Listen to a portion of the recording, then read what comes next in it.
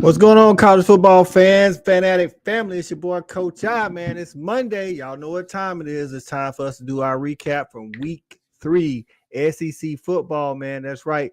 We appreciate you stopping by. Without further ado, let's go ahead and get this thing started.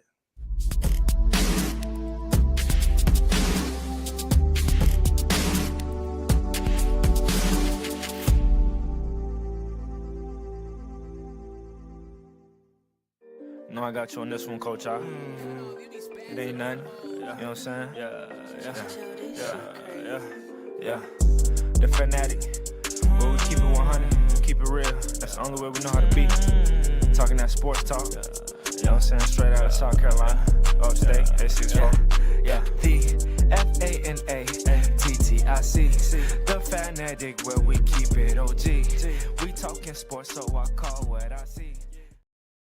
That's right, man. We're in here for another Monday edition weekend recap, SEC Week 3. Hey, man, the weekend did not disappoint. At one point on Saturday, it was a lot of football on, so I couldn't even watch it all. They had multiple TVs going. I was trying to get it, so I had to go back and watch some of this stuff. But, hey, I'd rather have too much on than not enough, man. So we're going to go ahead and get into this thing, man. If you're new to the channel, we are Fanatic Sports Network. This is the SEC Snap Count. We talk all things SEC on the Fanatic, college football, basketball as well. Today is our usual day where we do our weekend recap of the previous college football weekend. And then on Wednesdays at 8 p.m., we do our preview for the upcoming weekend. And on Tuesdays, we are all Georgia football at 8 p.m. with respect to hedges. And then on Thursdays, we're all South Carolina football with the stat guy on the stat line at 8 p.m. So basically, man, you can get some SEC football at some point, Monday through Thursday on the Fanatic Sports Network. So if you like the SEC, hit that like and subscribe, share it with somebody next time you come back. Bring somebody, man. Let's go ahead and bring our guys up so we can get this thing started. Stat guy in the house. What's going on, Stat? Hey, man, we on a ledge around here. We on a ledge. You're trying to come push your boy off so I ain't got to jump. We're going to get into the South Carolina meltdown and the future going forward. Of course, again, he'll dive more into that. Also, for the Gamecock fans that are viewing us tonight, be sure to tune in this Thursday where you get, like I say, a more in-depth detail account for the Gamecocks, and former Gamecock wide receiver Corey Bridges will be in the house to talk Gamecocks with the stat guy. Let's bring our other guy. Y'all know on Mondays what it is, man. We bring our guy from just my damn opinion and respect the hedges and all things YouTube. It's our guy Shawty Parker. What's going on, Shawty? Fellas, what's happening? Hey. Stat guy. Don't do it, man. It's so much to live for, man. All kind of ice cream flavors, man. You know, don't do it. Long season, bro. Hey, bro, we don't care about no ice cream flavors. We care about football around these parts. And college football ain't sweet right now. Oh, the Gamecocks went from on top of the world where you needed to be 2-0 or better to now it's getting crazy out here, man. They talking about firing the coach and everything, man. It's crazy, man. So we got some people up in the building already, man. Stevie G said send a search party for a rooster. Hey, I know. Hey, y'all feeling good right now? Oklahoma, hey, 3-0. Hey, that's what we said, right, Shawty? 3-0. Do better. You know what I'm saying? If you ain't 3-0, you ain't 3-0, get better. Get better, man. Hey, First Lady say she was worried about you, stat guy. Hey, you should be. You should be.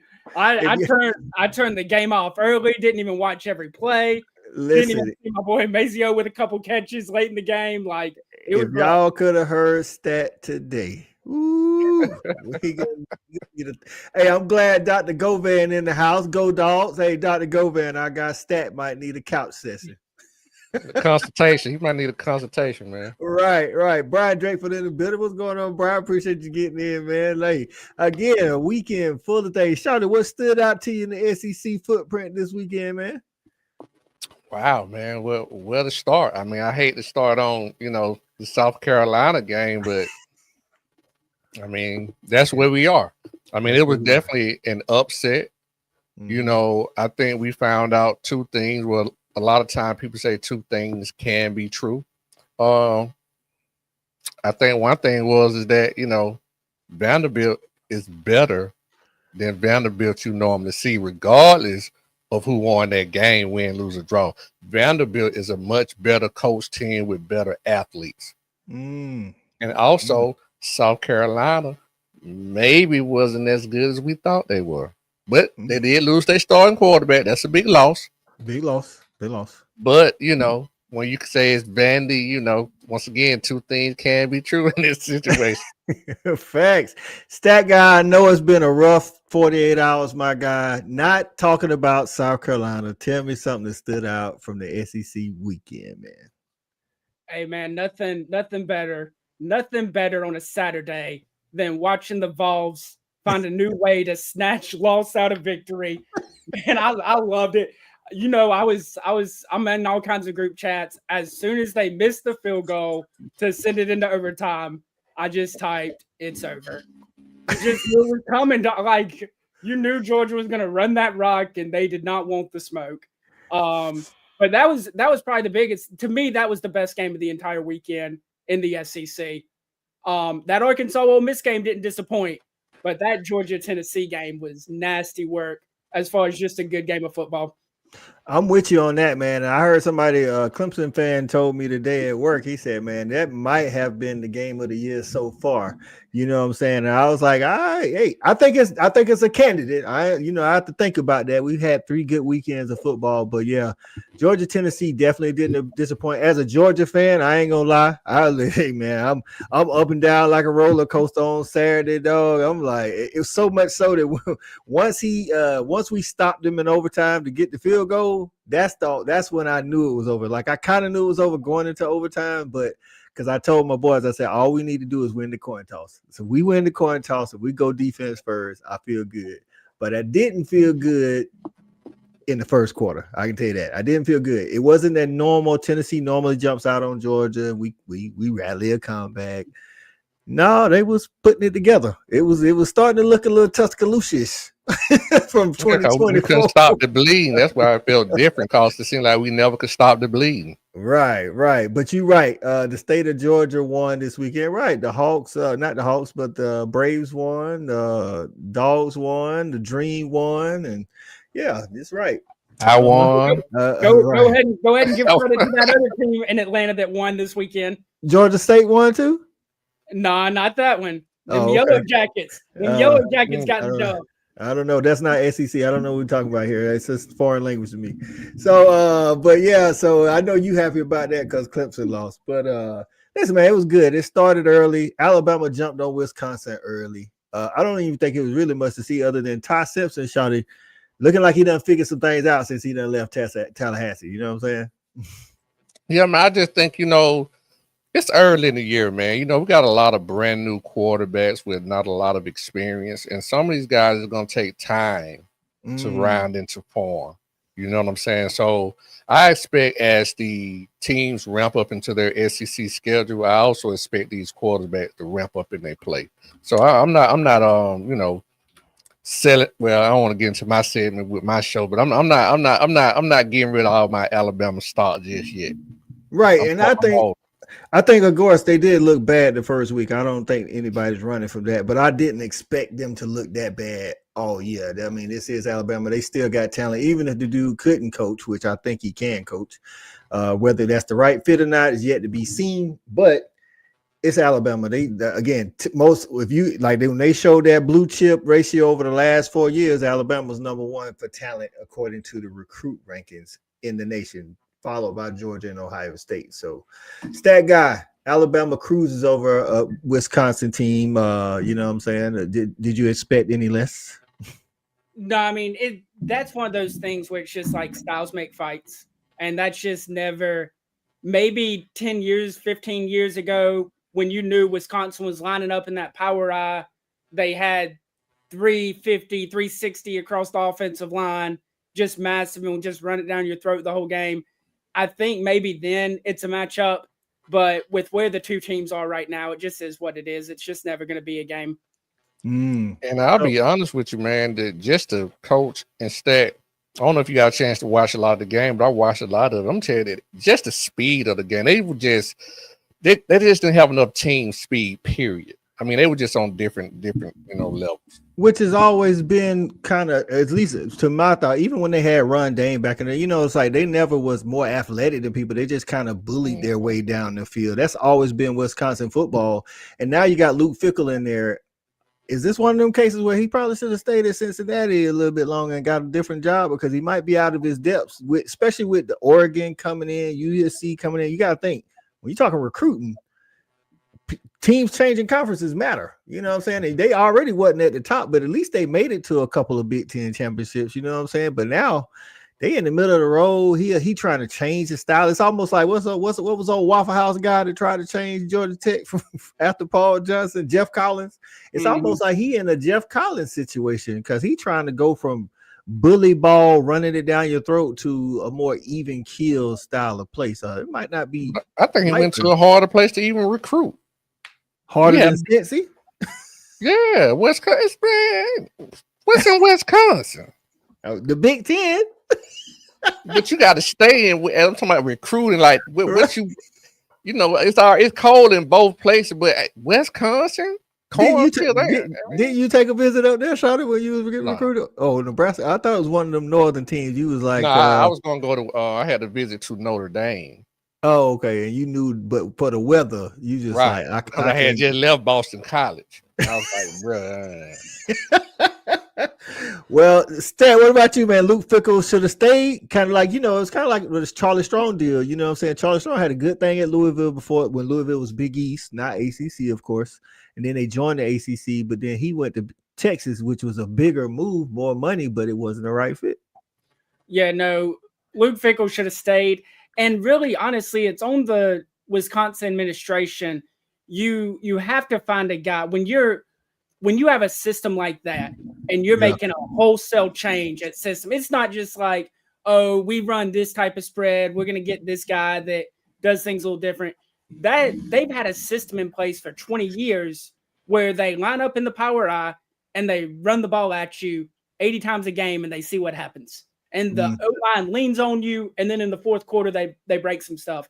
And so to go from that to a more pro-style offense is hard. You're recruiting different style offensive linemen, which in reality, you think about the guys that they have up there in the Big Ten country, they're more they're all really considered better run blockers than pass blockers anyway. They're bigger guys, they're not as athletic. And so because of that, you're making this change, but you don't have the personnel, and you're doing it in a conference where, depending on how the schedule breaks out, now that they got rid of East and West, they had it lucky. They were on kind of an easy side of the conference, but now, hey, here's everybody. You hope you only catch one of the 3 or 4 big dogs. And if you get more of them, then here's a whole bunch of losses. Unfortunately, their record's going to be good enough to where I don't see them getting rid of him, but they probably should. Well, it didn't help that they added Alabama as their outer conference. You know what I'm saying? So, And then Alabama does what they do. Again, just more talented, like Shawty said, quicker, faster, stronger, just everything all around. Again, where Wisconsin used to hold the line advantage over a lot of people, they've even lost that, because I would say Wisconsin had a lot of old linemen for the run game, but now in the last 5 to 6 years, that's been Michigan. So even Michigan inside of their own conference has taken that. So it was, I gonna say it was an easy win for Bama, but it was a win they was never worried about. Now I got Ben G gets in. What's going on, Ben G? Appreciate you getting in, my guy. I'm glad you got in, because we're gonna talk a little bit about Texas, even though they didn't play a Power 4 team. I do want to take a look at that. My cousin in there, Will Smith. LSU pulled it out, man. You was right. Florida, it was a tough game. We're gonna get into that as well. But LSU pulled it out. Trojan Fight, our resident USC Trojan fan in the building. What's going on, Trojan Fight? Appreciate you showing up, man. Back to our guy Ben G. Now, we normally don't talk about the SEC teams such as Georgia when they play Austin Peay or whoever you playing, whether it's FCS, whether it's G4, because there's a lot of SEC to talk about. But I do want to ask y'all, man, and Ben G, since you're in the comments, like, what's going on? What's up with Arch? Is it just new to him? Because I don't even care about the score. Texas beat UTEP 27-10. I'm not like really concerned about that because I mean Georgia looked inept on offense against Austin Peay and then blew up at Tennessee. So I'm not worried. But Arch was 11 for 25 for 114 against UTEP.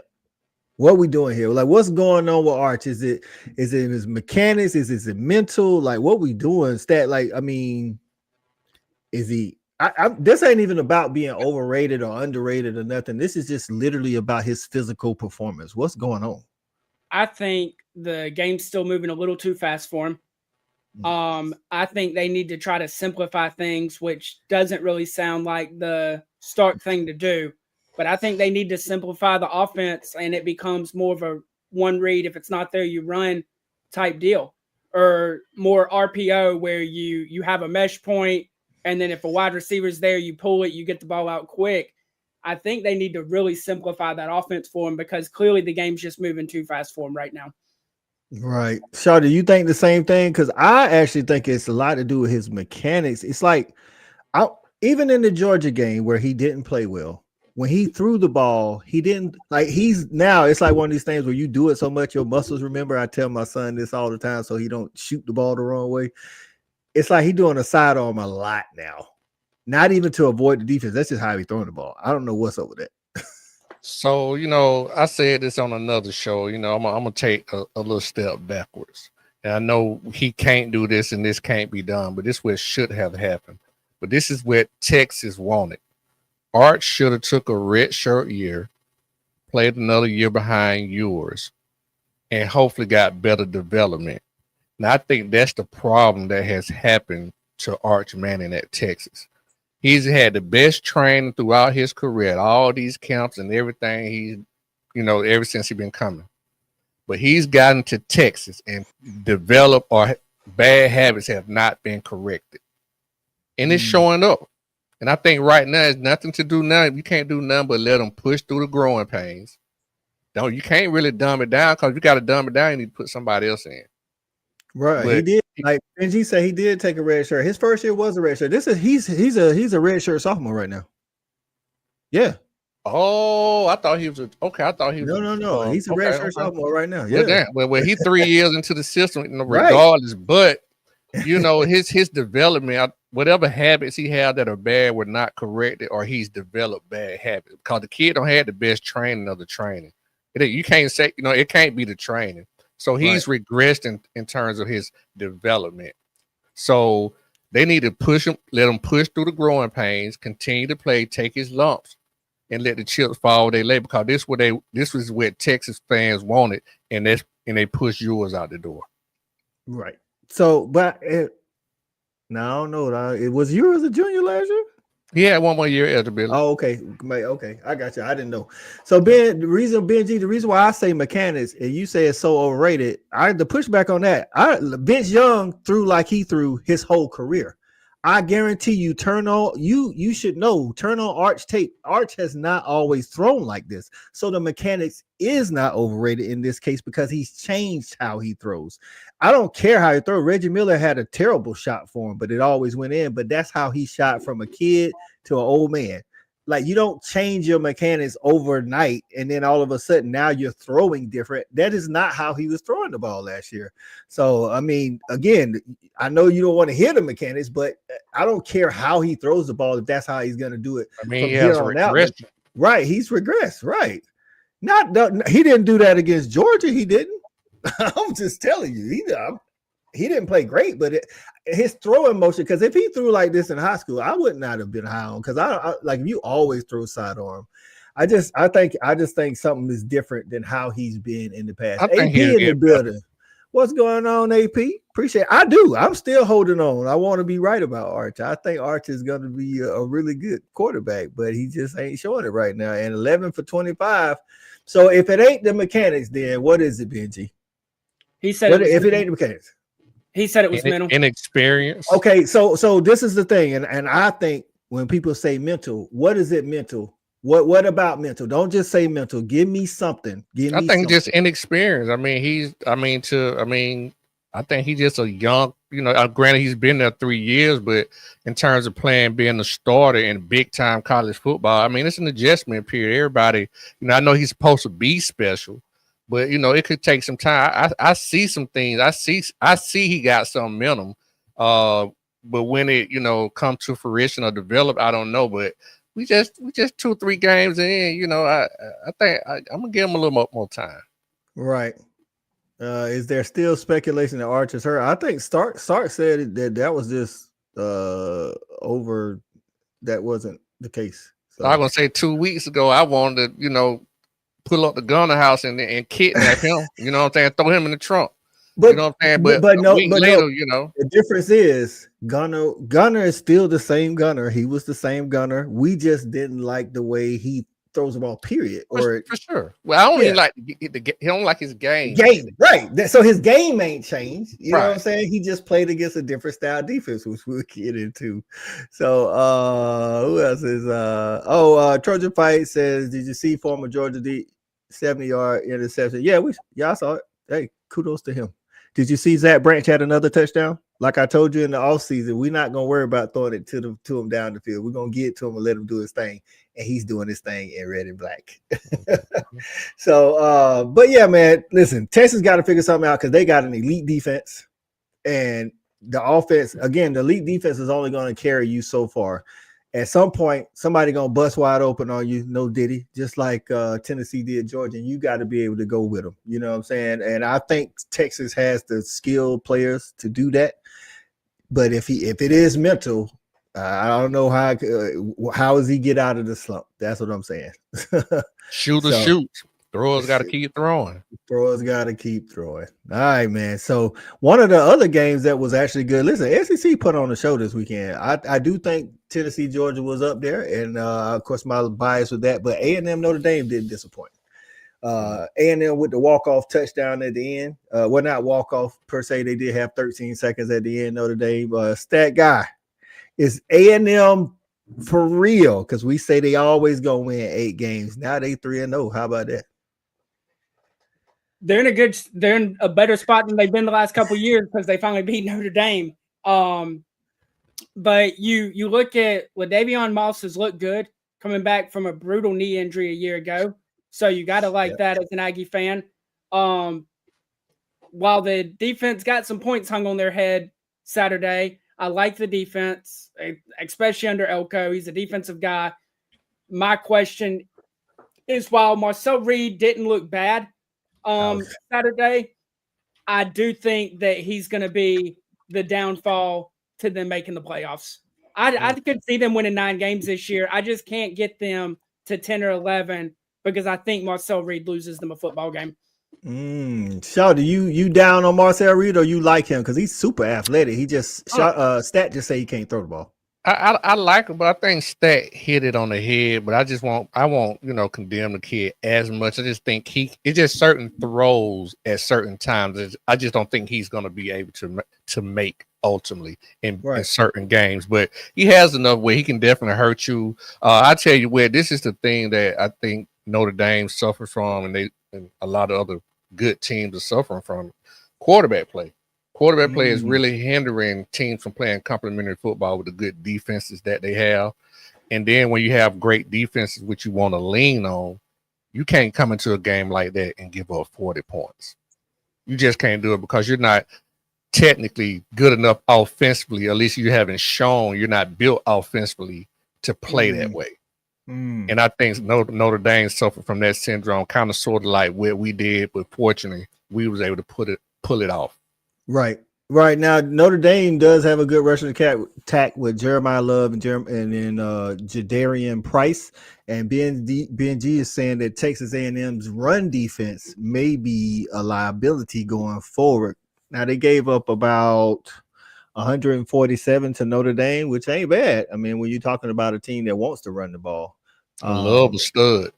Yeah, so I want to see them against more because I personally don't think Notre Dame is as good as the nation think. I think they're good, but I don't think they're as good as the nation thought they was. Like, some people had them in the Natty and all that. I get that they beat Georgia and they went to the Natty last year, but the way they were beating teams last year, it wasn't convincing to the point where the next round you thought for sure they was gonna win type of deal. Like when Ohio State was beating people, you thought for sure the next round Ohio State was gonna win. You know what I'm saying? When Texas won in the first round against Clemson, or whenever they played Clemson, you thought for sure Texas had a chance to win the next round. Like Notre Dame didn't beat people that way. So when they came back this year and they had a different quarterback, albeit I think he can throw better than the last guy.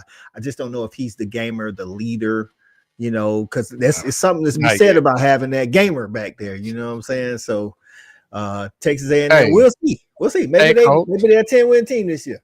And stat now, we talking about teams who like the media, everybody like to show love to, like they like to say Texas get a lot of love. Now think about this.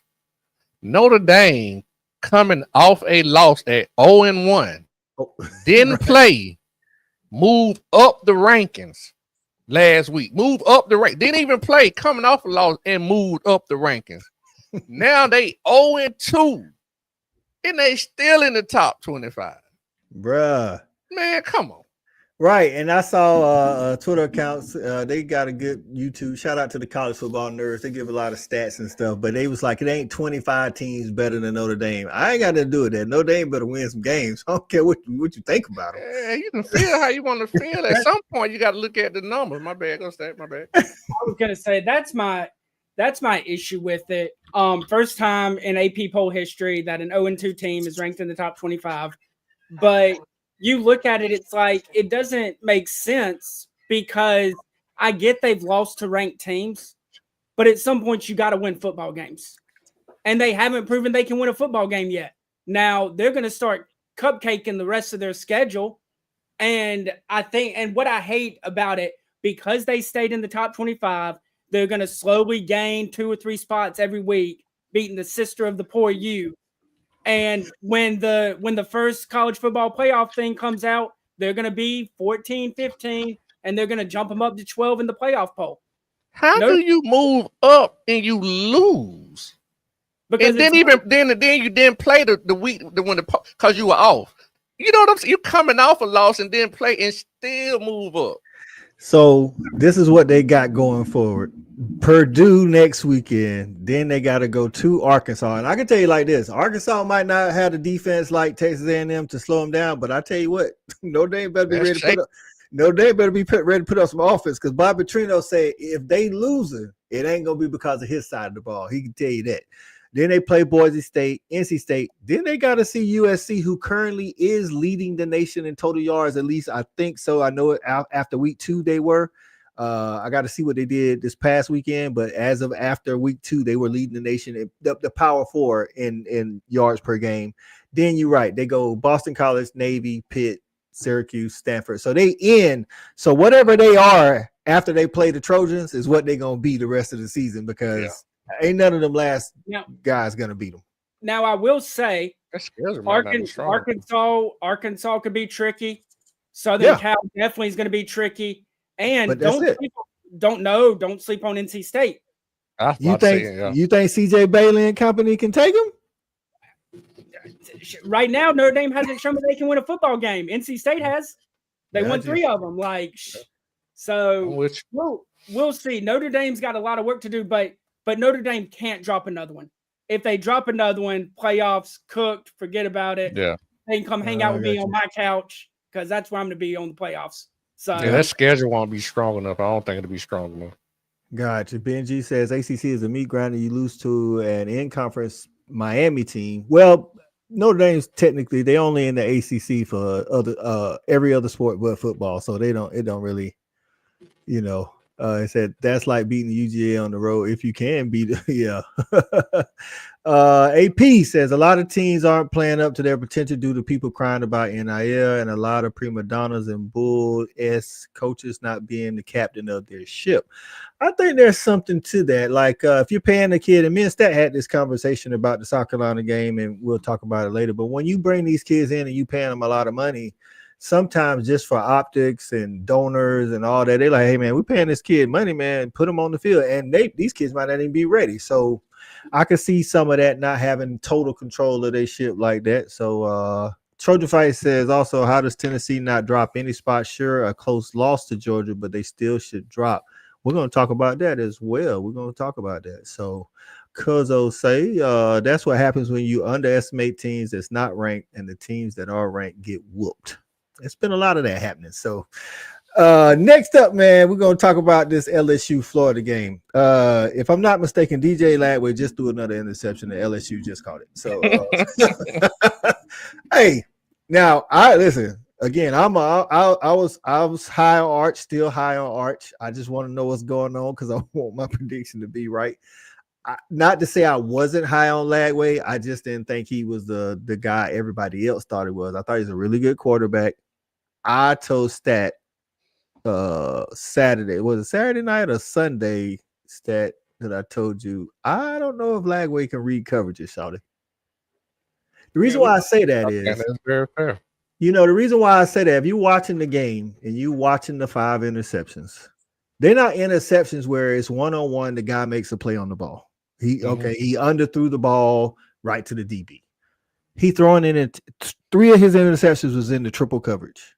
So the other 2 interceptions came where the defender is step for step, and then the safeties basically he didn't see the safety or the star or whatever nickel, and they come into the picture. So I'm like, can he actually read coverages? So I would say this, and I saw, it was so much football to digest, and I think this definitely happened on one of Lagway's, possibly 2.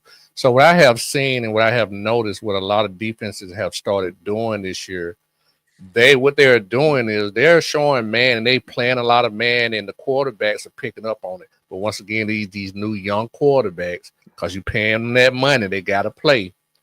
They are starting to drop defenders off into passing lanes. Like a matchup zone in basketball. So when they so used to maybe sitting in the belly and looking and reading that person, when that man drop off, they throwing that slant, and they're just picking up all these slants and quick posts because they dropping even defensive linemen. They dropping defensive linemen off in passing lanes, and I noticed that watching this weekend, and I saw at least maybe 3 or 4 quarterbacks throw picks because they were dropping people off into passing lane that are normally not there in man coverage. Yeah, I definitely seen some of that. And now for Lagway in Saturday only, I don't know about the previous 2 Saturdays, but the Saturday only, these was happening 15, 20 yards down the field. Of course, some of these, like the 2 of the interception he threw in the triple coverage was there. I guess in that situation, he just maybe he trusts his arm more than he actually should. But in the other 2, it's like, again, he didn't see the safety. Like you said, it might have been where you passing a guy off once he leaves your zone, and it looks like man because he running step for step, and then when he get to a certain point, he passes him off to the other DB. But all of them were that situation. None of them were, oh man, that DB was so good, he just made a good play on the ball. Well, you got to think about Cole too. He ain't had no count. To Ben G's point, he was worried about hearing DJ was hurt, and he was hurt, and this has been a sports hernia that they said has been lingering since high school. He didn't do a lot of off-season work. He didn't do a lot of fall camp. He wasn't in spring ball, stat guys. Like, I mean, but at some point, to AP point, you paying this guy a lot of money. What do you do? If you Napier, your job on the line, what do you do? You make DJ happy and you take him with you when you go back to the Sun Belt next year. Woo. I'm telling you, I promise you right now, they have enough money. Neither one of them are in Gainesville come spring practice. Stevie G said whoever hyped DJ and Arch needs to their privileges taken away. Hey, not for nothing, these last couple of quarterback classes, these 5-star guys, these guys that they rated, they ain't been all that. That's why again you should do your own evaluation, not just trust a 5-star. You know what I'm saying? And I hate to say it, man. I don't want to go off into a tangent, so I'm gonna be very quick on this. But a lot of people have their own opinion. It's just as mine. But that's why I think a lot of these, these 7-on-7 camps, they're starting to do more detriment than help because they're meeting too many players to be misevaluated. Well, I think this goes, but that what you just said goes back to another point you made a year or 2 ago when we was talking about how kids aren't really learning football calls, plays, coverages. They're looking over to the sideline and they see this big old sign look like a Daffy Duck, on one side, and they look, like it ain't as shown on TV, but there's still coaches and sidelines that do this stuff, so they know, okay, I'm looking at Daffy Duck, that's the play, whatever. Like and Stat guy know this. I'm about a processor, dog. That's why I am still high on Carson Beck. I want somebody that can process your defense pre-snap and post-snap, because I don't care how much talent you have. If you can't read coverages, you can't process defenses, guess what? It's going to look, and when you play like talent, it's going to look the way it looked against DJ Latway. Shout out to LSU, but on the other side, they got Nussmeier, who I really like, and I'm not saying that Nuss has played great. He's played a little bit better than DJ, but their offense ain't rolling either.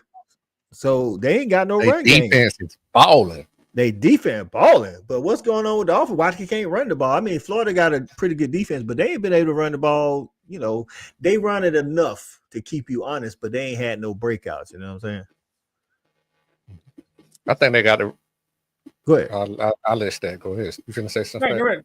No, you good. No, I think have we switched to LSU, or are we on? Yeah, LSU? we on LSU floor. Yeah. I really think they have found a formula, and that formula just happened to be their defense. They're finally playing a defense, and they can play a little bit better complementary football, and they often don't have to have all that pressure. Just be somewhat competent.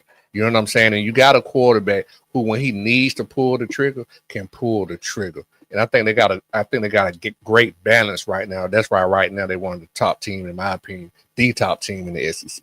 Right. I think Brian Kelly's doing what needs to be done to win. And as a fan of LSU, I know y'all, for those fans, I know it don't look like you want it to look. You got one of the nation, if not the nation's top passing talent. And you got receivers, you got skill talent, but y'all not putting up a lot of points. So y'all want to be y'all putting up a lot of points. Brian Kelly said, I'm just trying to win. Like, that's why he went off on the reporters. Like, we winning. That's what we doing. We here to win. That's what we do. What we say, Shawty, we count W's and L's. You know what I'm saying? At the end of the day, we count W's as a stat. You think, like I'm kind of with Shawty. I think they done found a formula, and they going to ride this formula till they don't need it, till they down 2-3 touchdowns and they need to unleash it. You know what I'm saying? Yeah, and the other thing too is you're looking at a brand new wide receiver room built with transfers, and maybe that just hasn't meshed yet. I mean, eventually this thing could crack open, right? And they could drop the hammer on people and start averaging 40 points a game, and no one's touching them because of the defense. Because you got the trigger man, right? They got the quarterback, but right now the defense is just different, and I really like the DC. He's kind of a different mind. He brings a bunch of exotic blitzes from all over the place, drops his D lineman into coverage. Like, he just does weird things.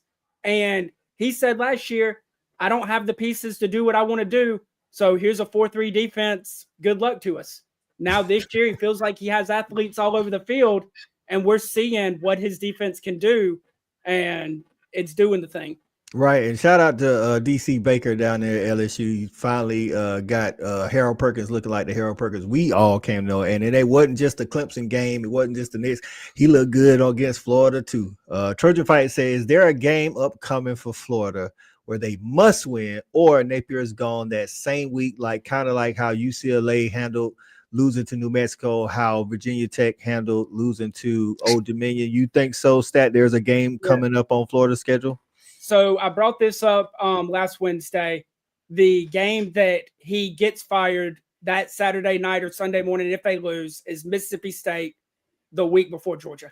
If they lose to Mississippi State, ball game, pack up your bags, you out of here. I've said all along, I didn't think he was going to make it through the year last year. They proved me wrong, and I've been on it since before the season started. There was zero chance he makes it through this year. But that Mississippi State game, they might not win another game before that. So I think that's the game that is the nail in the coffin for them if they lose. Shawty, what you think? You think it's Mississippi State, or you think if he loses there, then he plays the Dogs and lose to the Dogs, he going after the Dogs, or do you think he don't make it to the Dog game if he lose to the other Bulldogs? So I would say, again, I'm gonna hedge my bet on this. Because I think what that guy said, it makes a lot of sense. It makes a lot of sense. But what I will say is, and I've been telling y'all from the beginning of the season, this ain't the same Mississippi State. So that's And what I'm saying. So like, if it ain't the same Mississippi State, the low, what is the low man on the rung, but then it shouldn't get. But they still Florida though. I Dog. think I I don't care. think right, but I think even if you were to lose to Mississippi State at the end of the day, you got to send your best shot against them dogs. It's just a cocktail party rivalry game. Now, if we mash you and punish you after Mississippi State, you won't make it through the season. But you can't fire the staff and expect whoever to come through to play Georgia that week. You know what I mean? told Stat at the beginning of the season, I thought that was the game. If we win that game in Jacksonville, that's when he get fired. But listening to Stat, I'm gonna tell you why I think they could do it after the Mississippi State game. Even though, again, like you said, this ain't the same Mississippi State. Jeff Lebby has done some good things. Blake Shapen is playing good. I'm interested to see how the Dogs handle it when we take on Mississippi State. But I think it could be because looking at it right now, you can't think that the administration thinks they can beat Georgia, right? Like, just looking at it right now, they probably like, man, if we keep playing this way, we're not gonna beat Georgia. At least if they fire everybody, they got. I don't know. We looked vulnerable the first 2 weeks, and technically, some people we should have lost that game. Right, but I'm saying if you think about firing a guy, if you lose to Georgia, then donors are gonna be like, we lost to Georgia with the coach we already had. But if you fire a guy before the game, then you say, okay, I ain't gonna fault y'all for the Georgia loss because it is Georgia and you got that's all reverse psychology tree. Yeah, that's what I'm just saying. But I will say this. So Shawty, you talk all the time about programs need to get to a place where it's natty or bust. And whether they should be or not, Florida has that mentality. You lose to Mississippi State, your coach gets fired. Just like let me ask you this: you lose to Mississippi State, and what if you come back and beat Georgia in that week? But if you're a Florida fan, I'm gonna give you no. I got this one. Let me hold on. I got this one. You said if we come back and beat Georgia, you think that's gonna save his job? Yeah, at that point, what's your record? What's the record? What you 2-3? I mean 3-2. You want me to tell you why it don't matter? Because he has a history of not living up to the billing, as not living up to standards. And I'm gonna give you a prime example that was the same scenario. Who still got fired? Who won the Georgia-Florida game in 2015? The Dogs. The Dogs. Well, I mean, what I'm getting at is I'm just saying he won 10 games and he still got fired because you know what? They had enough. But what I'm saying is if you lose to Mississippi State, and you win the Georgia game, they're not going to fire you after the Georgia game, right? Oh, you saying it'll happen later on in the year? Well, I'm just saying he might run the table. I don't know. Hardwick won 10 games his last year. So you think if he loses to Mississippi, Florida administration is way crazier than ours. So if he loses to Mississippi State, he would have 2 losses this year, 3 losses. I think he fired already. Hold on, okay. But if he loses to Mississippi State, how many losses would he have at that point? 2 or 3. If he wins the next couple of weeks because he doesn't play. Mississippi State. If he loses Mississippi State, say he wins and he loses Mississippi State, how many losses would he have? 3. And he run the table. That means he finishes 9-3, which was better than last year. You think they still fire him? They play Miami this week. No, I know. I get. I'm just saying if they wins Miami, lose to Mississippi State, and run the table.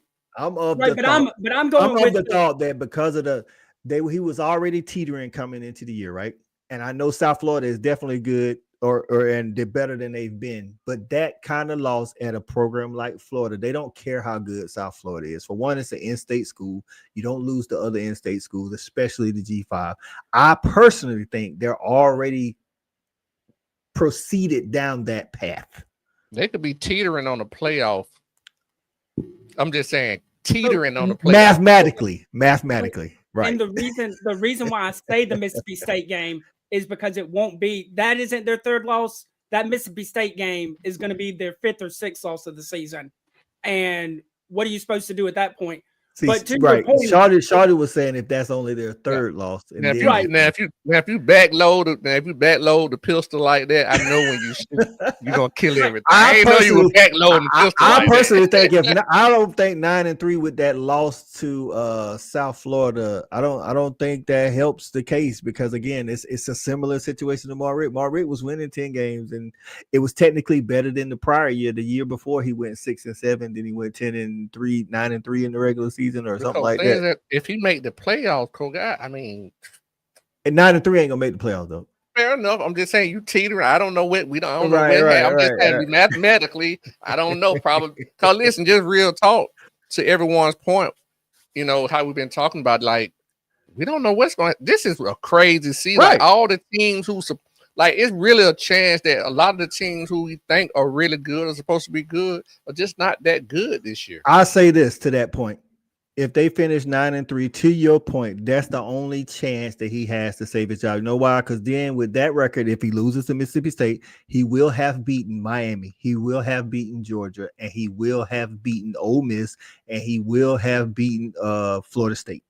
And Texas. All ranked teams. And Texas. So if he does that, that's the chance that he has. Again, that's a hell of a schedule. That's what I'm saying.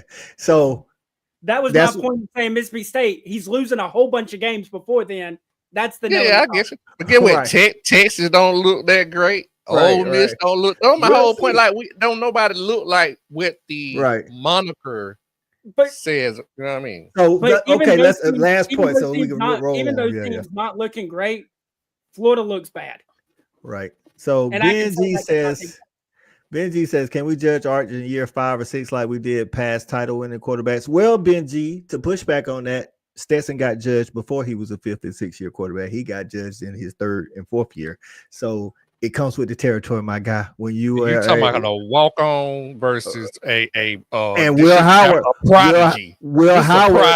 Will Howard lost his job at K-State, and he was judged for that before he won in Natty. So that's just what it is, my guy. Hey, when you the head gunslinger, it don't matter what program you at, you getting judged. Now, it don't matter if you at Rutgers or you at Texas. You the head quarterback slinger. You just said when you at Texas, you got more of that spotlight. So, the last LSU said Wheels of the LSU guy said I don't think we played our best game, and BNG says not buying that defense.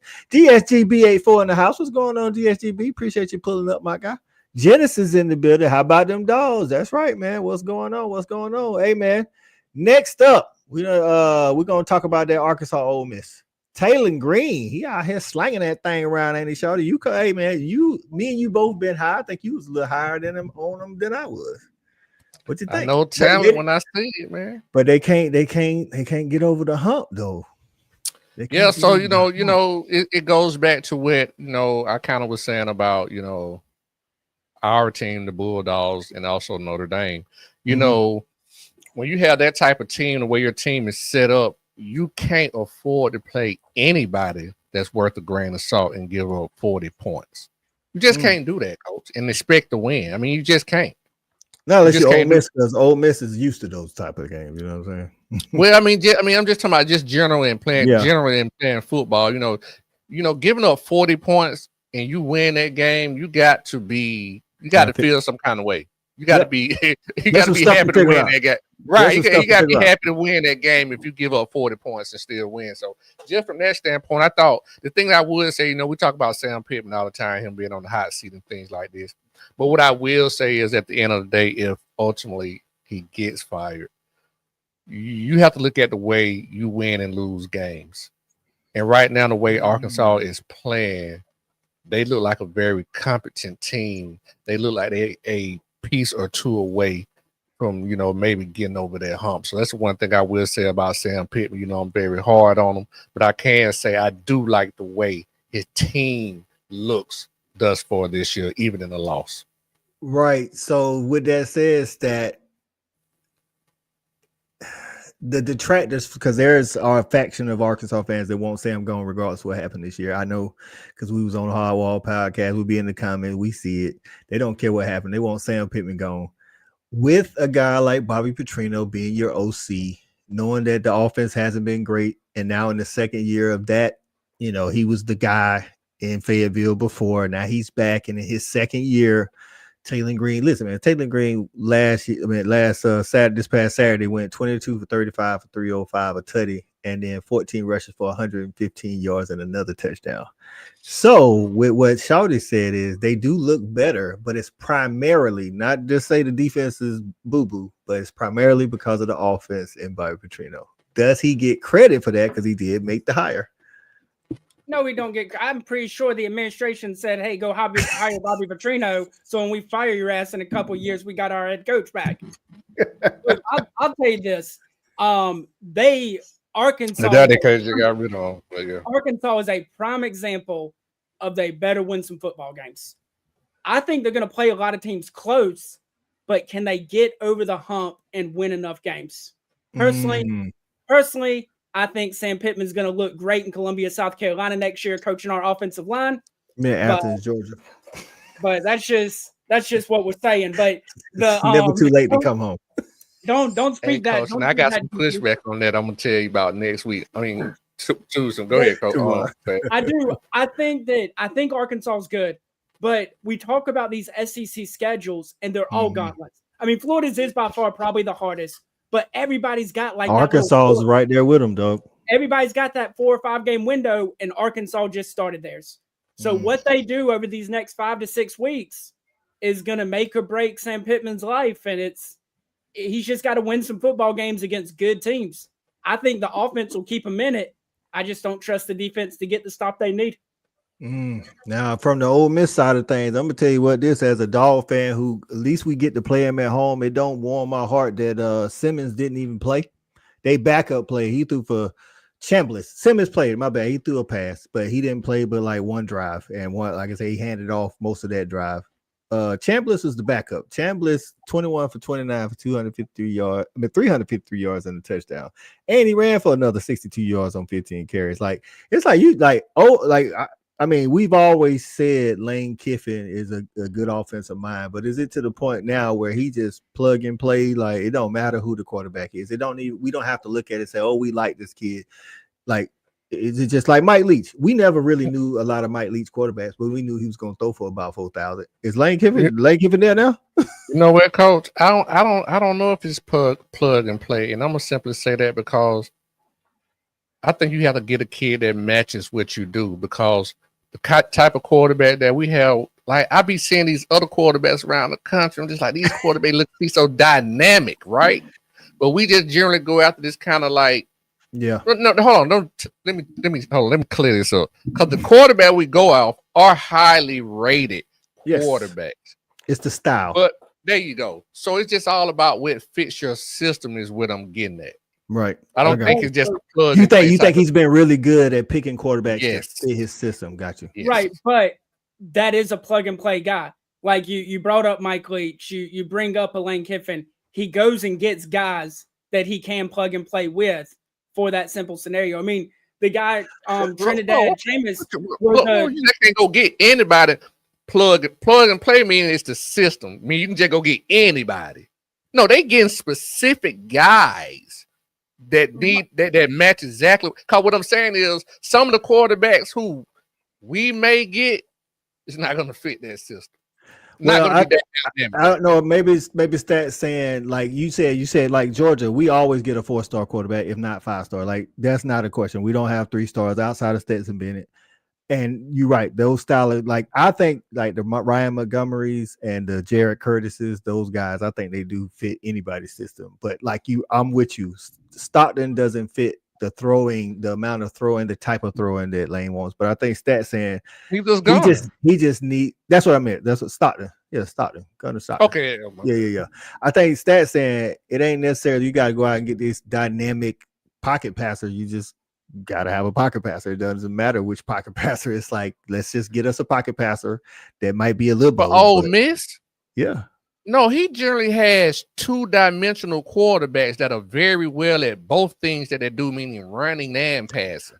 They're not true dual threat though. But they're very good at both things they do.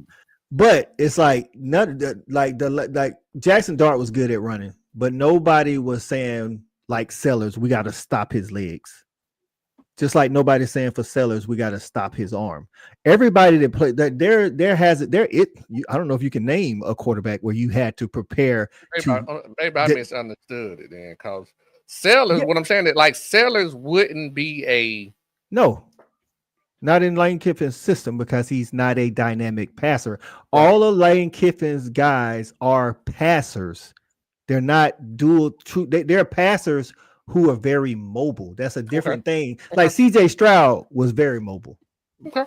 You see what I'm saying? Like he gets them to be where they're very comfortable and willing to run the ball. Whereas look at Bryce Underwood up in Michigan. Super athletic, but he don't want to run the ball. But I think if he played for Lane Kiffin, he would be another one of these quarterbacks that could be in that system because he can really. Last week he ran the ball 19 times. That's why I was so mad. The first leg, and why wouldn't you use your leg? Then you come back the next week and rush for over 100 yards. Right, and that I don't know what Trinidad Chambliss was ranked, but I'm pretty sure maybe he was a 4-star. I don't know, but he came from Division II Ferris State. He won the national championship last year.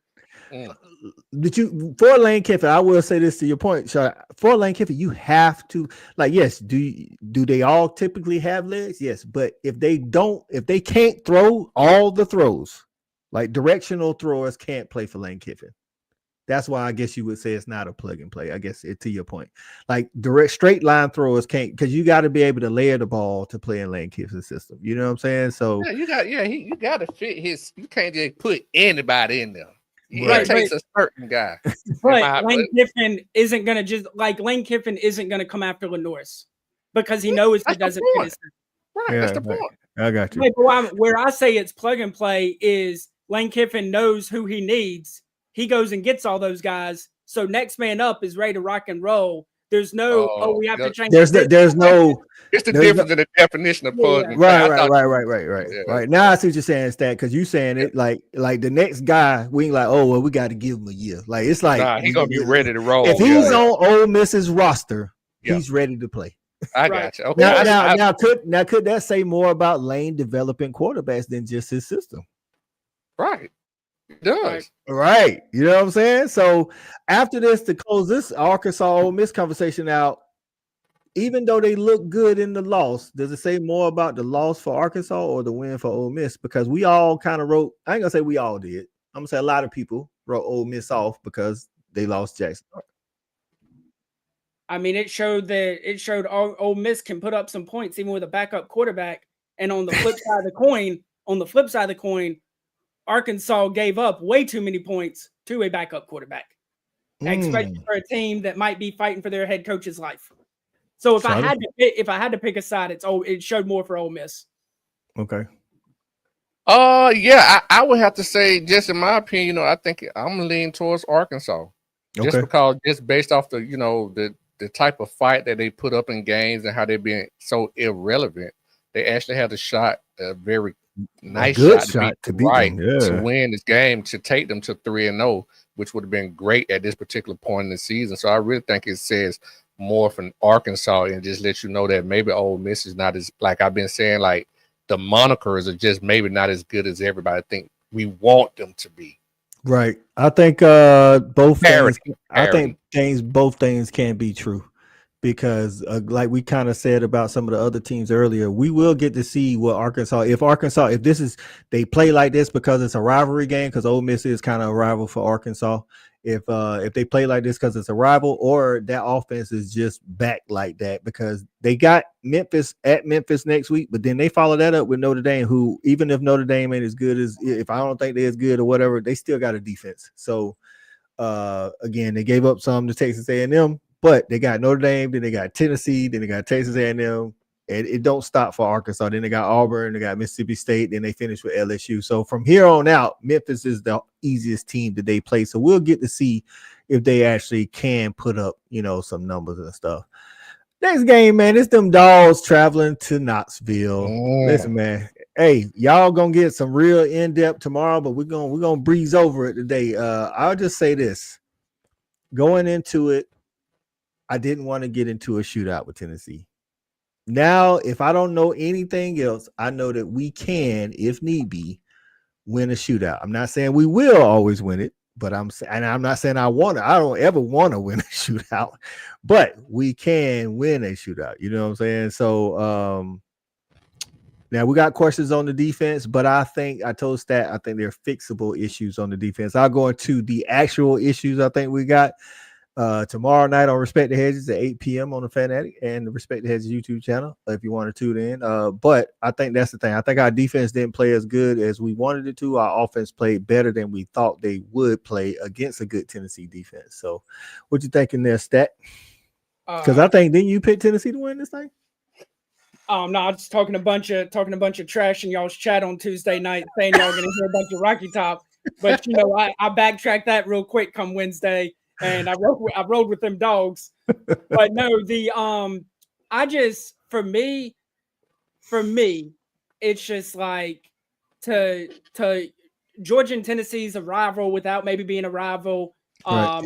The game's been hyped up at least these last 4 or 5 years, but you come out in front of 109,000 people, you punch them in the mouth, go up 21-7, and you don't put them away.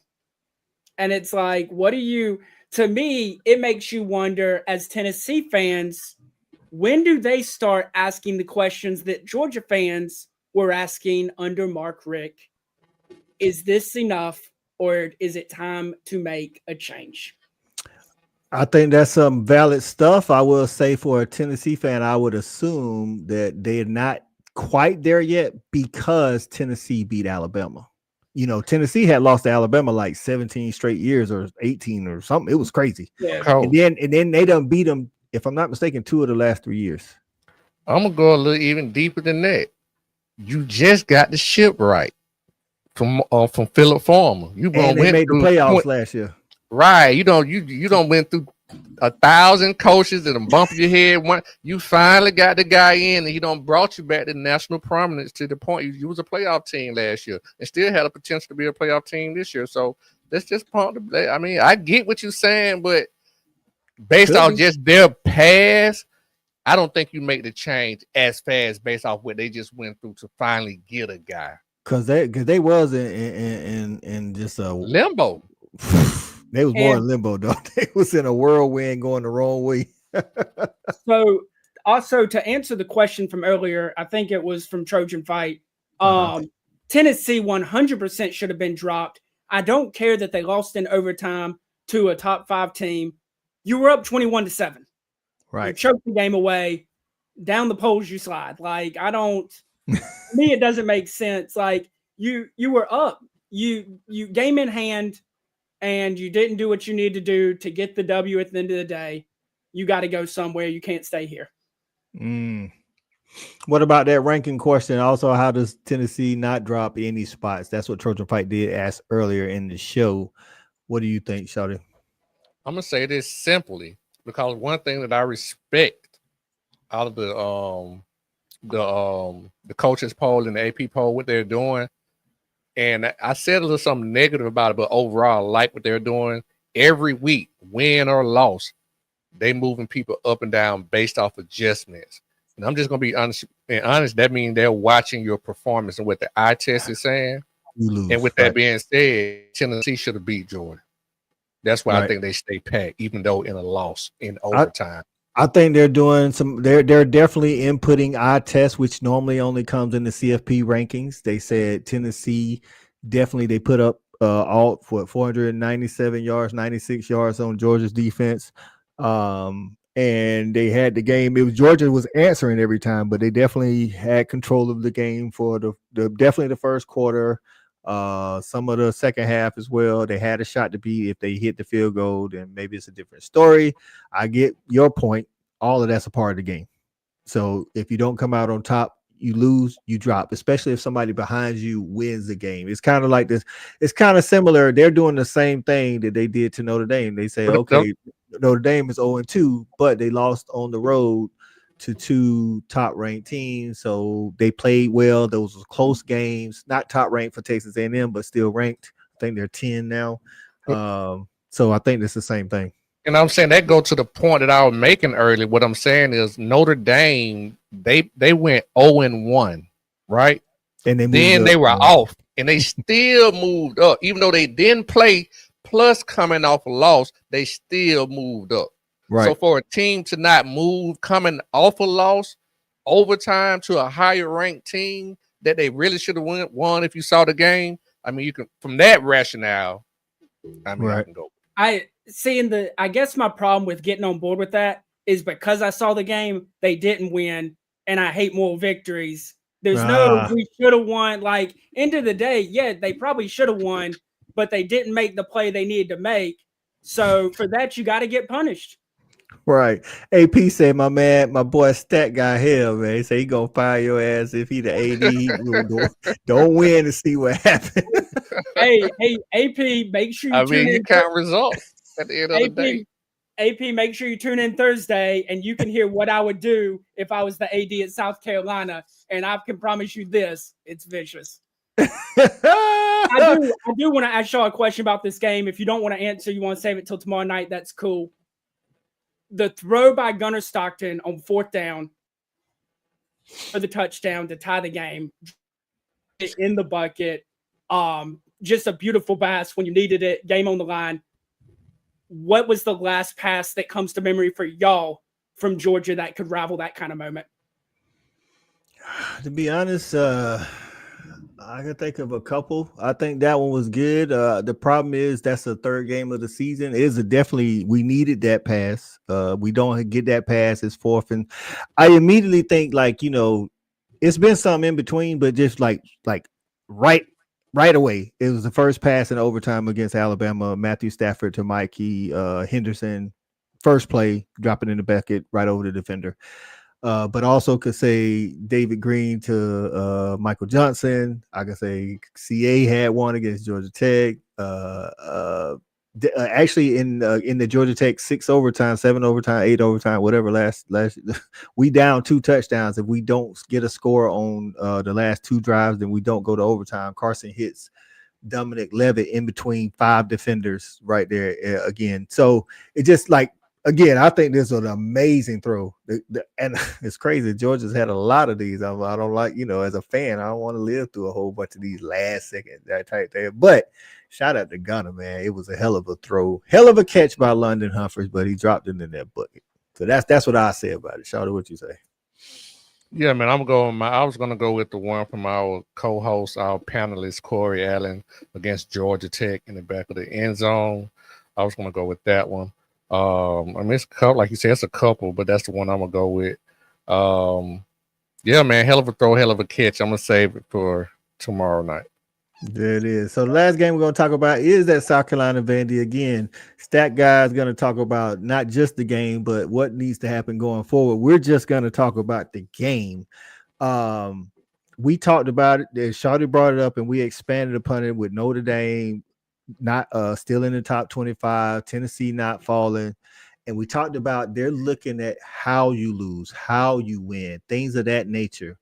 South Carolina, I don't think a loss to Vandy hurts us more than how you lost to Vandy. I get, and they're going to take into consideration that Sellers didn't play, but on top of that, your defense got walked up and down the field. It was 31-7. So if you had a loss like 21-7, I think it would have been better. Or maybe 17-7. It was like, okay, the defense played. If they, because like when y'all lost the LSU game last year, I think everybody thinks if Sellers is in that game, you win. To be honest, the way you lost to Vandy, I don't know if Sellers is in there. It might have been a closer game, but I don't know if you beat Vandy. So, Shawty, what you think about that? Like, is it like, do you think that was a blow just losing to Vandy, or do you think it was a blow how they lost to Vandy? Both, Coach. I mean, because it was an upset. And to your point, granted he got hurt early in the game, but it's still like Vandy had the momentum. I think Vandy just outplayed you guys. I think they were the better team on that day I don't think the quarterback would have mattered in that situation. I think Vandy just happens to be a better team this year, and they're gonna cause a lot of people problems. Well, I said that on our show. I said that on our show Wednesday. I said the difference is in the first 2 games, and I know it's early in the season, but last year, every win they needed Pavia to do something special. No matter what, make a last second throw, make a last second, play, whatever it is. He needed playing something. Defense this year. They are just playing straight up. Like I ain't saying he's not playing good because he is, but I think they're playing. They are an actual team this year, and it's not just Pavia Magic. So They haven't given up 10 points a game, I think, this year, Coach. Granted, it's only 3 games, but no, they don't give yeah. up. I was about to say because they beat somebody 0, and then they gave up 20 to Virginia Tech, and then 10 to 7 to South Carolina. You're right. So, Stat, I know you're gonna get into the minutia of all the details and what you want to do going forward, but just you didn't finish the game. How I guess talk about that feeling. Like you knew Sellers was out, but it wasn't even that had you stop winning the game, stop watching the game. So I told you in the preseason when they announced that Luke Doty was the backup quarterback, he was the backup quarterback in principle because you pray you don't need him. You pray Sellers stays healthy and gets you through the year. Luke Doty takes up garbage snaps, whatever. Sellers goes out with the concussion. Luke Doty finishes the drive. Cool, whatever. We come out to start the second half, and Beamer gets on a microphone on the SEC network and says, Luke Doty is our guy. We have all the faith in the world that he can get the job done in the second half. Why are we paying Air Nolan $1 million to sit on the bench? You brought this man in. He's a redshirt freshman. Luke Doty is a 6-year senior that's played wide receiver, quarterback, bench warmer, everything. I appreciate the fact you're from Myrtle Beach and you never transferred. In today's landscape, I appreciate the fact that you're a great Gamecock. Time to get a job, son. Give the ball to Air Nolan. We're not going to win the game anyway because our defense couldn't get off the field. We couldn't stop him on third down. So because you're not going to win the game anyway, put the ball in Air Nolan's hands. Worst case scenario, he's got the biggest arm on the team. Let him throw it 80 yards down the field and see if he can hit Harbor on stride. Who cares? You got 6'5" with 10-1 speed. He had a decent game too, didn't he? Harbor. He did. They targeted him a lot early too. So, but that's where we are. The only other thing I will bring up is Sellers gets hit, freaky injury. It's football, things happen. Laying on the ground, it was roughly 3 minutes and 45 seconds that he was on the ground before they got him off. They spot the ball. Luke Doty hikes it. Hit as he's throwing the ball's going through the air. You hear 6 whistles blowing the play dead. Harbor catches the ball. One-on-one with the safety to the end zone. So instead of the game being 14-14, now they call targeting. Why did it take you 7 minutes to figure out it was Clearly the quarterback got hit in the head. He's unconscious on the field. So at that point, I don't even want the 15 yards. Forget the 15 yards. You just took 7 from us. Yeah. They're like, oh, they took a big play. It was probably like a 20-yard gain. I don't know who that safety from Vanderbilt is. I can promise you he ain't catching Lenore or Nick Harbor. Right. To the end zone. Facts. That's facts. I don't know running start. Hey, I was watching it again last night, and I was like, "Woo!" He was, he was already in stride. He a big guy. He a bigger guy. He's super fast, but sometimes in Shawty, Shawty, has a quicker turnover than or had a quicker turnover. I was trying to get it to you, he had a quicker turnover than Nick Harbor, but Nick Harbor was already in stride. Now he about to hit top speed, boy. Oh no, because he caught the ball, and by the time they blew the whistle 2 more times to stop it, he was 12 more yards downfield, jumping up and down like a rabbit. Oh my, I was out of here. I was gone. One thing that I was telling Stat Guy, just knowing football and knowing about concussions and things, but I was trying to explain to him, the Norris is a very big guy, right? So he takes a lot of physical punishment. He sometimes gives out more punishment than he takes. And he got a concussion on a hit that didn't even look like it warranted even a flag. And I mean, it was not a very physical hit. Right. And for him to have that type of concussion where anytime you see the body seizes up in any form or fashion, I'm gonna go ahead and tell you, they don't have to be careful with this, because something like that, just that one play, and as big and as physical as he is, he might not never be the same again. Meaning, any kind of contact to the head with the way he play, he's susceptible to another concussion. That's true. Nick, go ahead. The other thing I was going to say too, that I'm going to be very interested to see. There's talk that Beamer said yesterday he is very optimistic that Sellers gets to start Saturday. Stop it. Yes. If he does, I'm telling you right now, if Sellers is the starting quarterback Saturday afternoon or Saturday night, Beamer better not be allowed back in Columbia, South Carolina. Ooh, Have a say it. David Tool on your hand. You know what I'm saying? Like have a Right. David Tool. You putting a kid's livelihood, like not to joke or make fun of it, but like look at Antonio Brown, right? Like the dude's he's out there. Like I don't want to see that with Lenoris because you putting him in danger. Another thing to keep in mind when he does return, when he came back from the ankle injury last year against LSU, it took him like 4 games to get back right. Right. He didn't just come back and was just, and the ankle's a little different. But to Shorty's point, I'm very interested to see what he does when he comes back from the injury. Right. I want to trust that Beamer is trusting a great medical staff down there, but I just watched Ryan Williams have to sit a game. Now, granted, it was Sisters of the Poor, whoever they played last week, but he was in concussion protocol from the Florida State game, and they said he needed to sit a game, and then he was going to be, probably cleared coming to Wisconsin, end up being cleared. I just always thought, like, you have a concussion. Yeah, I get it. Different bodies, different reactions, all that, but like a game was always pretty much warranted that you sit out. But I'm gonna trust that Beamer not gonna try to rush him back, because Beamer don't seem like that kind of guy. Hey, Coach, to that guy point though, just real talk, like the body gonna let you know. I don't care what the staff say. How long that man was laid out there. For have concussion, they get up. You might see some people wobble a little bit, right? Or some people might not. You might even know it, but you kind of can see it. But they'll get up and still. Man, that man was laid out for 3-4 minutes, man. Yeah. So we'll see how it go though, dog. All I'm gonna say, without touching too much on what I'm getting into Thursday, things are getting awfully suspicious in Columbia, and it might get ugly. Hey, that's what. Hey, y'all want to hear more of what Stat Guy got to say on that situation? Then y'all make sure y'all tune into the Fat Addict Sports Network on Thursday at 8 p.m. Again, former wide receiver Corey Bridges will be a guest on the show.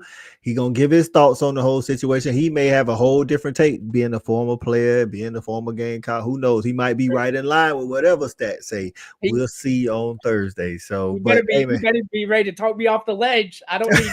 He out here co-signing me. We in trouble, dog. But shout out to Vandy for getting the win. Again, Vandy 2025, I think, even though they got kind of a new look offense, they got some different wide receivers on the outside, some that can kind of take the top off.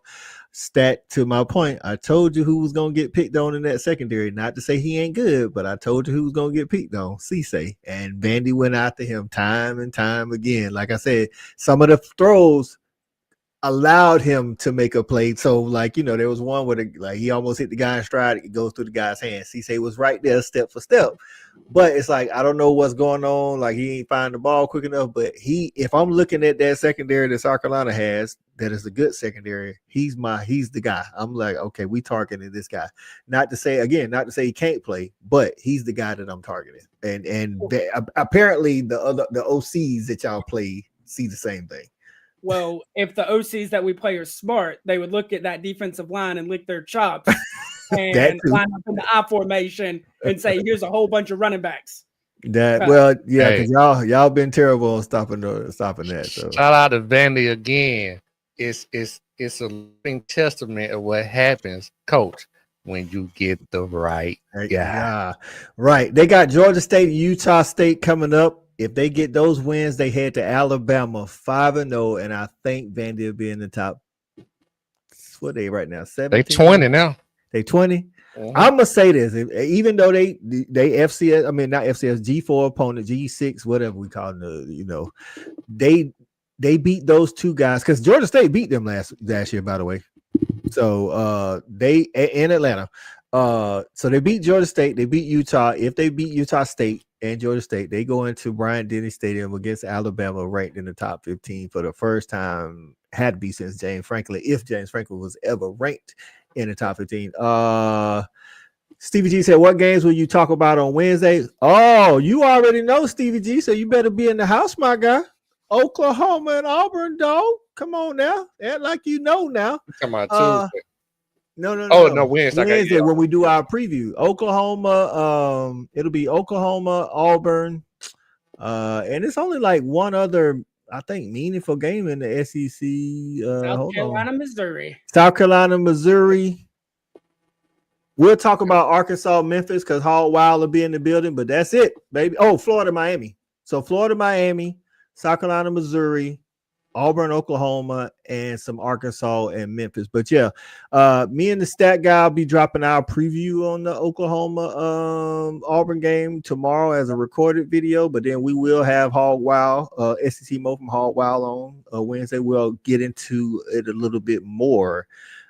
Jackson Arnold travels back to Norman to his team, his former team, his former coach, and I'm pretty sure they're wanting to see him, you know what I'm saying, because he didn't play pretty too good when he was there. So AP say Vandy said we too smart to be out here getting beat up. Little brother fights back.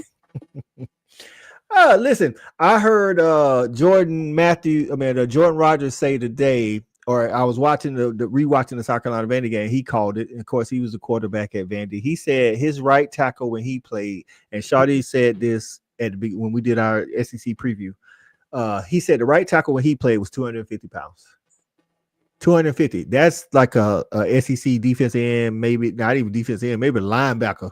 You know what I'm saying? Like now their line is all 300 plus. You know what I'm saying? 295 if they not 300.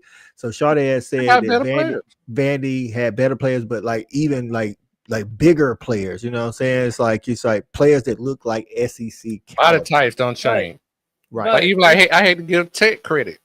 Same thing. They got better players. Let's not forget the NCAA had to change the rules to give Vandy this season. Oh, because of Papia. You played all kinds of years in JUCO. You played at New Mexico State. Kind of like Rasul Faison. This is only his third year. This is only his third year playing NCAA football. So that's what's going to be no. No, he ain't his third year. He in his 6th year, dog. He was in the 2019. He was at Marshall in 2019. Did not play. He played in JUCO. And New Mexico State, right? Not Pavia. Not Pavia. We talking about they literally said it on the broadcast that the only reason why he got approved was because Pavia walked so he could crawl so he could walk. I did hear that. Okay, if it's only his 3rd year of NCAA football, dog, why do he have to apply? Because he's been in college 7 years. You only get 4 years of. You only get 4 years from the time you start playing. And you could be in college as a regular student, not on scholarship, for 2 years, and then go walk on to the team and still get 5 years. He was literally on rosters. Now, whether he actually stepped on the field and played, that's not the point. The point is, like right now, Archer's a 3rd-year player, so he only gets 5 years because he wasn't in the COVID class. He didn't play his first year at all, but that year counts towards those 5 years. So that's what I'm saying. It's the same thing. Whether how extreme it is or not, yes, Pavia might have actually. After 5, you're applying for some type of. That's what I'm saying. Some type of. Y'all are actually benefiting from the exact same rule. If Pavia doesn't do that, then Rasul doesn't get approved, even though it took a long time, because Pavia made it okay. Like, hey, why are we counting JUCO years? Right. So if Pavia gets done right away, no issues. Why does it take 9 months? Well, it ain't just Pavia. The dude from Tennessee that played point guard for them, but their basketball team got turned down. He got denied in 2 weeks. But listen, that's what's going to be the main thing about Vanderbilt when you're talking about programs taking that next leap. They got to be able to bridge the next quarterback from Pavia to be that good. If not, they're going to go back to being better. And while I think they do have, to that point, Shorty, while I do think they have better players now, the glue that holds them together is a gamer in Pavia. And I think the next quarterback could physically be better than Pavia, possibly because Pavia like what 5'7", I don't know, but Pavia can throw the ball, but he's a gamer at the He's end a of the low day. budget. I ain't gonna even say low budget at this point because his accuracy is better than material. I'm gonna say he's a low budget material, but I don't know. He that can't his move. ac- He can't. No. He can't move like Mateer though. He's a He low doesn't- budget Johnny Manziel. Because Johnny was small. Like Johnny was small. Not as dynamic with the legs, maybe. Material got some quick twitch, but I mean I'm just talking about in terms of Accuracy. no, he accurate, but I think his accuracy is not as good as Manziel nor I got you. Pavia. But I'm Right. just saying he's kind of like a Pavia. I mean, he's like a Mateer, but maybe not quite as dynamic. Right. I think what we could see is possibly, and I'm just thinking about history and Vandy. I could see them bringing in a quarterback, maybe 6'2", you know what I'm saying? Somebody that can actually got a bigger Same arm, attributes. same attributes, but because he ain't got that mental, that gamer mentality, like they're following his lead. Like it's kind of similar to, I mean, for you and I'm not speaking for all the Dog Nation. For you and I, we would prefer a quarterback that has the Carson Beck skills. But I think what we can see is the team plays harder for Stockton because of the gamer mentality, that hard work, that type of thing. Not to say that this next quarterback for Vandy won't be like that, but it's going to be hard to replace all of that and still stay on top. So I think they're going to have to improve in other spots once they bring, once Poppy is gone after the year. So something to keep in mind with it is with Tim Beck, their offensive coordinator, he runs a very unique system. It's a whole bunch of window dressing with motions all over the place. They was killing South Carolina with that. But they get the ball out quick. So you don't even necessarily need somebody with a big arm because everything is line of scrimmage to 3 yards. You get it to playmakers and they make plays because you try to use all the motion to get the right matchups or the right block set up. So because of that, you just need somebody that can be accurate because the ball's not really going anywhere. They still gonna have to have that it factor, dog, because it brings the teams together. And some of those guys that don't usually play up to a high standard or a high level, sometimes they go the extra mile. I mean, we literally seeing it in real time at Georgia, dog. Like, again, I'm not saying that Stockton ain't great. I'm just saying that when you look at a prototypical quarterback, has a cap, right, and very low cap. But I can tell you without a shadow of a doubt, those dudes play hard for Stockton. Like I'm talking about, like to the nth degree. They relate to him more. Beck was a little bit more Hollywood, and Carson just a little. This is South. Right. So I just put it in. I think the same thing with Pavia. Pavia is he's the man, blue collar worker. Right. AP say it sound like you buying some stock in him, Shawty. And who? In Pavia. Pavia for sure. So my final thought on the game, and it just dawned on me. You know whose fault it is we lost this game? Who? That somebody allowed that damn Will Muschamp back in the stadium because I'm sure he was there Saturday night. He took a picture right outside of y'all outside the field with him and his wife and his son. I'm still trying to, Muschamp, we still trying to find that NIL to get your son back and get your son in Athens. Like, hey man, he can play whatever sport he want to play, get the NIL, play whatever. I don't even know we got no position for him. I don't know we got no give him a Bluetooth ear set and just sit him anywhere in the stadium. We need you. We ain't got to have you on the staff. You know what I'm saying? Dog, we need the champ back in the building, baby. Batman, the bat signal is up, dog. Hey, so with that said, man, we appreciate y'all rocking with us for another Monday. I know y'all got some Monday night football y'all gonna get to out there in football land. Appreciate y'all on Facebook, on YouTube. Shawty, tell them where they can find you before you get up out of here. Yeah, man, for sure. You can find me here, obviously, on Monday nights with this current crew. You can find me tomorrow night with the rest of the crew. Respect the Hedges at 8:00. Then you can find me Wednesday night. Look here, man. It's a lot of college football, just like the stock market right now. It's very volatile. So find me Wednesday night. Just my damn opinion with my little crew, 9:00. Let me know whose stock you buying, what stock you holding, what stock you selling. I can tell you right now, Eli Manning stock, I'm still holding. Arch Manning, I'm still holding. There it is. Hey, I got Hall of Fame college football Jason gets in. Appreciate you, Jason, for stopping by. Hey, Stevie G asked us who we was previewing on Wednesday show, because we always do our Wednesday preview. If you're not live, then make sure you're in the comments, because you already know who's the main topic. It's gonna be OU and Auburn. So, Stat, close us out with some thoughts, man. Yeah, y'all already know. Y'all can find me here Wednesday night doing previews and predictions. And then Thursday night, I promise you, you don't want to miss it, because I am going on an absolute bender and I'm getting it all off my chest, and it ain't pretty. Look, man, you just don't lose to Vanderbilt. It's unacceptable. Stat guy say he don't care how good Vandy's gotten. South Carolina had beaten them like 17 times in a row, and that's just what they do. You can't lose to Vandy. So, hey, yeah, you make sure y'all tune in Thursday night, 8 p.m. live to the Stat Line with Jeff the Stat Guy. And we will have a special guest. Former wide receiver Corey Bridges is coming on to give his thoughts on the situation as well. So, we got a special guest, don't we? Yes. Tomorrow night on Respect the Hedges, be sure to tune in. We'll be talking all things Georgia beating Tennessee. Since we got a bye week this week, we'll break down all the minutia. And all the Dog fans know we've been having O-line troubles, and specifically the right side of the O-line. We're going to have somebody in the house tomorrow, another damn good dog. Somebody that know a little something about the position, man. Hey, it's going to be our guy, former offensive tackle, all world, all SEC, Chris Terry. Y'all make sure y'all tune in, because I talked to CT today. I said, hey, man, we need you to come in, break down that O-line, what's going on, what we need to do to fix it, because it has to get fixed if we're going to challenge for the SEC, win another SEC, and make it far in the playoffs. So there it is, man. Hey, again, FanAd Sports Network is all SEC all the time. We live Monday through Thursday, 8 p.m. on Mondays and Wednesdays is the snap count. Mondays being the recap from the previous weekend. Wednesdays being the preview for the upcoming weekend. Tuesday is all Georgia on Respect the Hedges.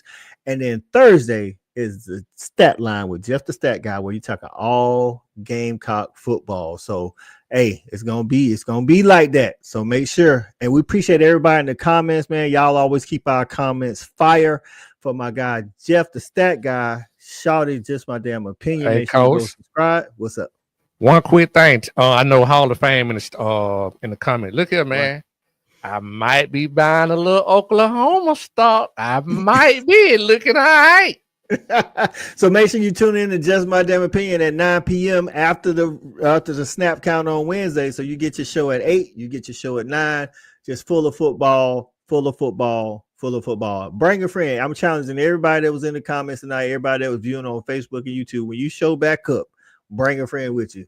All right, man. For my guy, Stat Guy, Shouty, I'm Coach I, and we out of here. Peace.